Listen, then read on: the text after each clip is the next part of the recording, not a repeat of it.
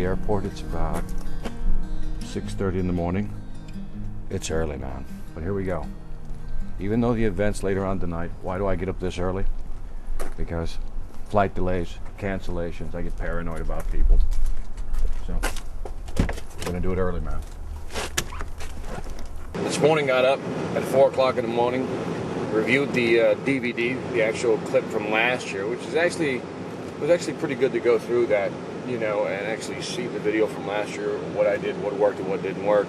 So as I was laying out the outline today, it finally started coming together. So if last night I was at 60%, as far as confidence level, it's up to about maybe 80-85%. So by the time I hit the night, by the time I hit the stage, it should be well defined. So when I get on the plane, I think what I'll just do is kind of mull it over in my head. But man, I'm tired as hell. I'm getting tired. I'm the youngest of 6. I moved away. Everybody's still back there in Chicago, and so I'm the one that moved out. And like I said, as far as speaking, nobody in my family's ever heard me speak. My mother's never seen me speak. She's seen me on video, but she's never seen me speak live. None of my sisters or my brothers, none of them really comprehend what I do, I think, sometimes, because it's so foreign to them. Again, it's the typical 9-to-5 job, and what I do is not 9 to 5. I mean, it's just so far from it. In the 4th year of high school, I can honestly say, is when I finally came out of my shell, and and I really just enjoyed talking to people. I wasn't as I don't know, reserved or introverted anymore. I just started talking to people, started blabbing a lot, which probably set the stage for a speaking career. I think I enjoyed my last year of high school the best. Graduated 3rd in my class. Check it out, 3rd in my class. And I was feeling pretty good about that until I got to college. Then I realized what a high school education in the Chicago public school system was really worth. Not much. I got to college, man. Holy shit. One day I go to my first class, and it was filled to the brim. You ever see those classes that have 300 to 500 people in the room? I've never seen anything like it. And so I'm sitting there, and I'm looking at the instructor take the podium. The instructor comes, he takes the podium, and he begins writing stuff on the board. And I'm looking at this like a deer caught in a headlight, because I have no idea what he's writing. Now, have you ever been in a situation where you don't know what's going on? And you start looking around to see who else doesn't know what's going on, right? Because you're like, am I the only one, right? I had to drop all my classes in the first semester because I couldn't keep up. I mean, I was failing almost everything. Because, I was competing with kids that came out of the suburbs, man. They came out of Catholic school, private schools, and I couldn't keep up. It's almost like you come from the neighborhood, you're like, yo, what up? And they're like, how you doing? Wham, right there, bam, we just encounter a difference in culture.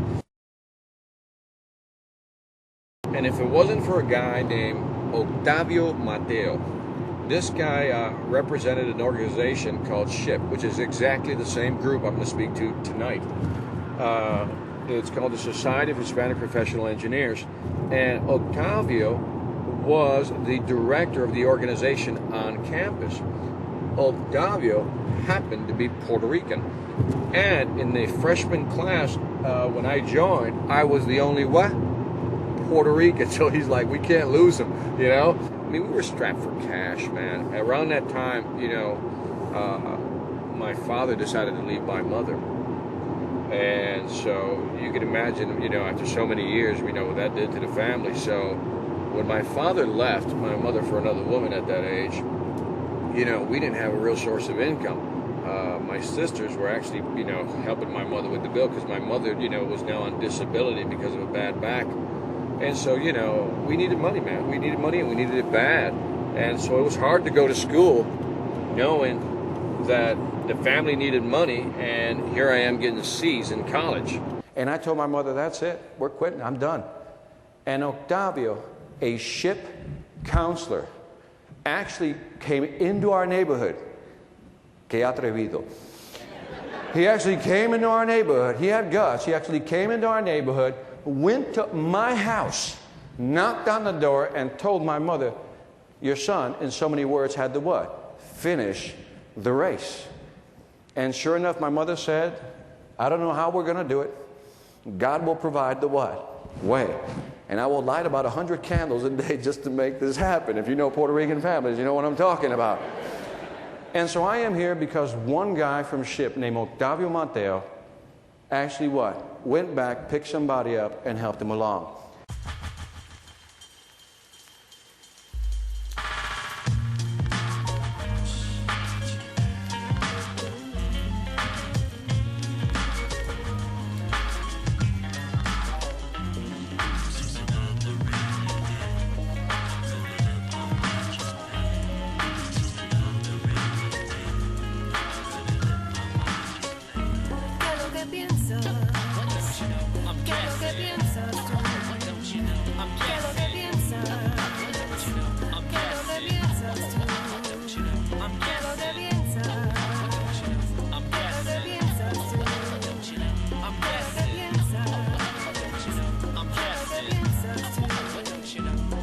I think one of the biggest, if I had to say what is that one shocking thing about this business is that if I look at 9 out of 10 motivational speakers, 9 out of 10 of them are broke, not making any money, and lying about everything they're talking about.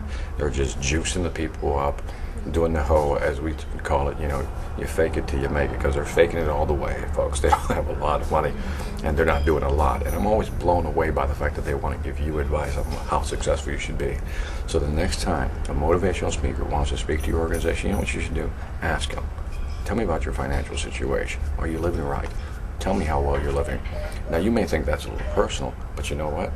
The guy's going to stand in front of you, try to motivate you, tell what you should be doing. Damn it, should he be doing it as well?